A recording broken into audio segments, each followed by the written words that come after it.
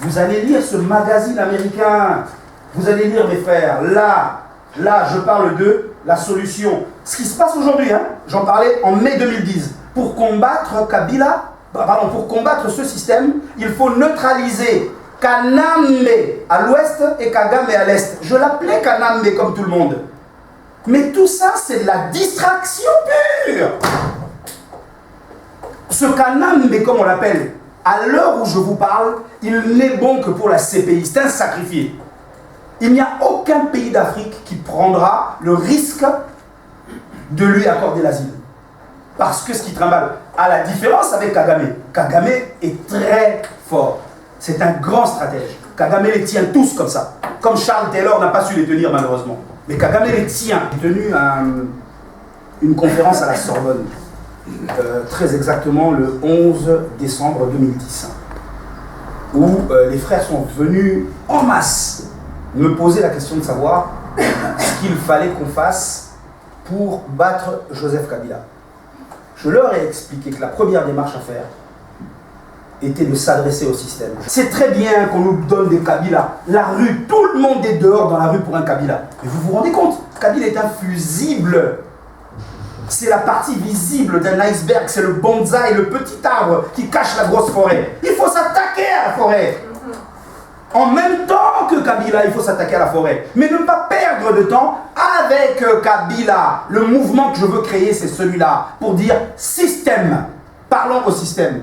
Mais Joseph Kabila est arrivé, il a trouvé les contrats signés par ses prédécesseurs.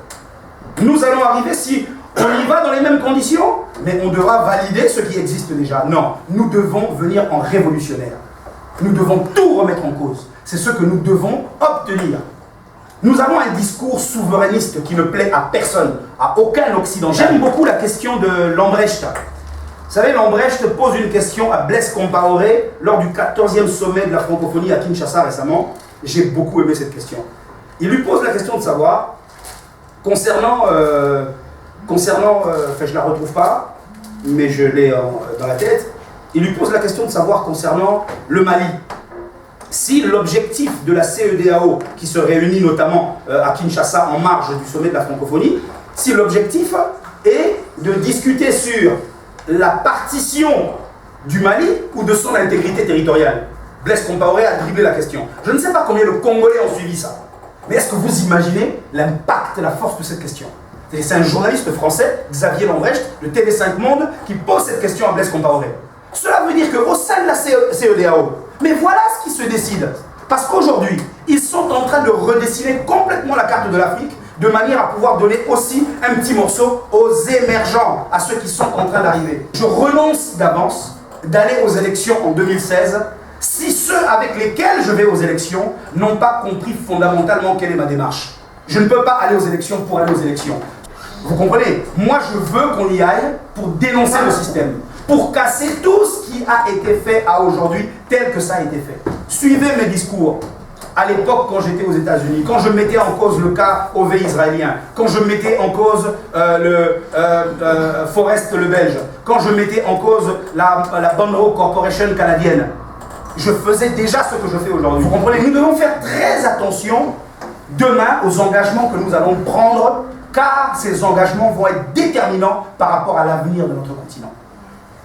Moi, aujourd'hui, ma folie consiste à vous dire, battons-nous. Vous connaissez Don Quichotte, hein? Moi, je suis une espèce de Don Quichotte. Je me bats contre des moulins à vent, mais quelle que soit leur taille, ils ne m'effraient pas, quitte à ceux qui me tuent, eux. Mais je dois les combattre. Vous comprenez? Je dois les combattre. Je dois leur dire, il faut stopper ça. Il faut stopper ça. Je ne suis animé, motivé par rien d'autre, si ce n'est ce sentiment de justice qui brûle en moi, mes frères. Je ne veux pas laisser, léguer en héritage à mes enfants un monde comme celui-ci, c'est pas possible. Ce seront des esclaves à coup sûr, or il faut sortir de ces assujettissements. C'est ce que moi je demande dans mes rapports. Je demande à Amnesty International, à HRW, à tous ces grands organismes qui ont applaudi quand Taylor est entré en prison. Tout le monde a dit « Génial, enfin la justice se fait ». Je dis « Mais dites-moi, qu'est-ce que vous faites des déclarations, du déballage des accusés? Vous en faites quoi? Parce qu'ils font des déclarations. Les Jean-Pierre Bemba ont fait des déclarations. Ils ont fait des déclarations en dehors des caméras. Mais écoutez ce que disent ces gens. Jean-Pierre est en prison à peu près pour les mêmes raisons que Charles Taylor. Mais ces gens ont été commandités. Derrière eux, il y a la main du système. Vous comprenez? Et ils ont cette possibilité. Taylor, ils ont tout fait pour le tuer comme ils ont tué Kadhafi. Moi, je ne fais pas l'apologie du mal. Le 11 septembre 90, George Bush, qui déclare devant le Congrès le nouvel ordre mondial. D'accord? Et vous avez vu 11 ans après, 11 ans, pile poil 11 ans après, le 11 septembre 2001, qu'est-ce que fait Ben Laden?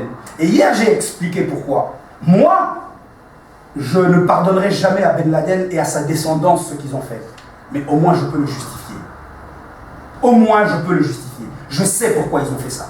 Donc, il y avait moyen de faire en sorte que les hommes n'en arrivent pas à un tel niveau de barbarie. On appelle ça de l'anticipation, tout simplement. On peut prévenir les événements. Si l'homme le veut bien, on peut prévenir les événements. Il faut tout simplement ramener beaucoup plus de justice sociale et équilibrer les inégalités sociales. Vous comprenez? Nous sommes en train d'entrer tout droit vers une destruction, une implosion planétaire. Et c'est ça que nous devons éviter, parce que malheureusement, sur l'autel du sacrifié, eh ben, de nouveau, ça sera l'Afrique et l'Africain. Vous voyez? Donc voilà ce vers quoi je vous invite. C'est-à-dire, moi, demain, président de la République, ça ne m'intéresse pas du tout si vous n'avez pas compris pourquoi nous devons aller à la présidence de la République. Vous comprenez? Ça ne m'intéresse pas du tout d'aller prendre une présidence de la République où pratiquement tout est déjà verrouillé, tout est déjà miné. Les baux amphithéotiques sont déjà signés, les contrats d'amodiation sont déjà attribués. Il faut qu'on remette tout ça en cause. Aujourd'hui, honnêtement, moi, peut-être pas, mais je ne sais pas qui vous pouvez mettre là à la place de Kabila, qui va vous sauver le Congo, qui va le sortir des griffes de l'impérialisme. Parce que nous tous ici faisons une très mauvaise lecture de la réalité. Nous faisons une très mauvaise lecture de la vérité. La vérité, elle est là. Ce que je vous ai sorti, ce que je vous ai mis dans mon petit livre, je n'ai pas la science infuse, je n'ai pas toutes les réponses. C'est pour ça que je vous invite à venir avec moi, justement pour que nous puissions compléter les réponses du livre Ospassien. D'accord? Mais dans l'entretemps, mes amis, moi je ne m'arrêterai pas. Oui. Voilà, j'ai bien aimé quand il a parlé de l'Afrique comme son pays. Ça, c'est formidable. Merci. C'est moi. C'est moi qui vous remercie.